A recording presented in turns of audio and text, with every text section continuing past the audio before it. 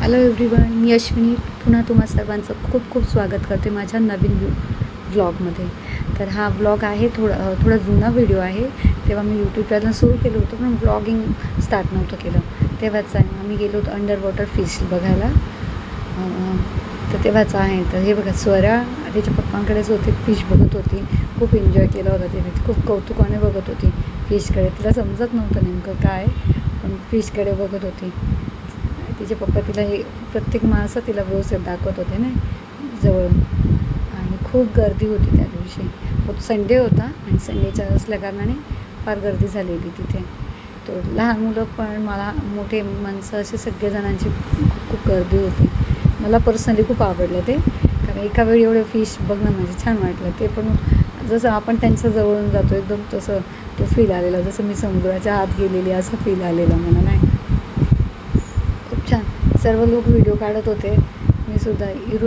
विरूला पण खूप आवड, तिला कौतुक वाटलं की असं काय नेमकं मम्मा, एवढे सारे फिश बघत होती ती.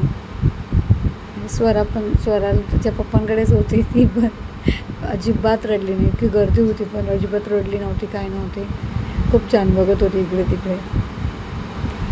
वेगवेगळ्या प्रकारचे फिश बघायला मिळाले. तिथे दिलेली माहिती पण होती, कुठला फिश कोणता आहे काय सगळं. खूप प्रकारचे तिथे फिश होते.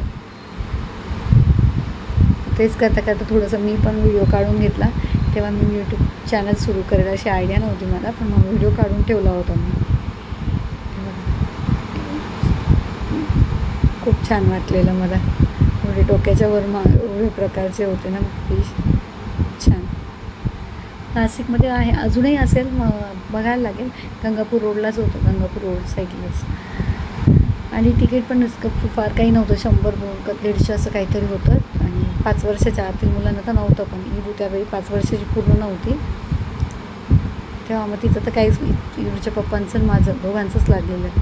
खूप वेगवेगळ्या प्रकारचे होते फिश. खूप लोक सेल्फीसाठी इतकी गर्दी करत होते, थांबत होती. ते होत्या एक पोलीस पण होते, ते पुढे सरकार असं करत होते. वेगवेगळ्या प्रकारचे फिश, खूप मोठीसुद्धा होते. पुढे दिसेल एक फार मोठा मासा होता. खूप वेगवेगळ्या ते पण बघत होता. नाही समजत होतं की काय लोक आपल्याला बघायला आले. ते पण येऊन जाऊन बघायचे. काही होते स्थिर होते पाण्यात, काही चलत पण होते पाण्यामध्ये. त्यांना थोडीशी हे झालेलं. इरू माझ्याजवळ होती आणि स्वरा तिच्या पप्पांकडे होती. बाहेर निघून नव्हतं वाटत, असं वाटत होतं थांबावं थोडा वेळ, त्यांची हालचाली बघावे काय करतात नेमकं. थोडक्यात त्यांचं फिशवर अभ्यास होऊन जाईल असं वाटत होतं आम्हाला. त्या वेगवेगळ्या प्रकारचे. हा जो फिश दिसतो ना खूप मोठा होता. थोडंसं कळेलच तुम्हाला. हे बघा इथे येतोय, फार मोठा होता. एवढ्यांपैकी म्हणजे मला तो मोठा वाटला, मग मी त्याचा व्हिडिओ काढून ठेवून. थोडा वेगळा पण होता. त्याच्या जी स्किन होती, शेपटीचा भाग होता, तो पण थोडा वेगळा होता. तो चलत पुढे निघून गेला. त्यात नंतर काही दिसला पण नाही. ते कसं केलं असेल मलाही समजलं नाही व्यवस्थित कसं केलं असेल या लोकांनी, इतकं छान.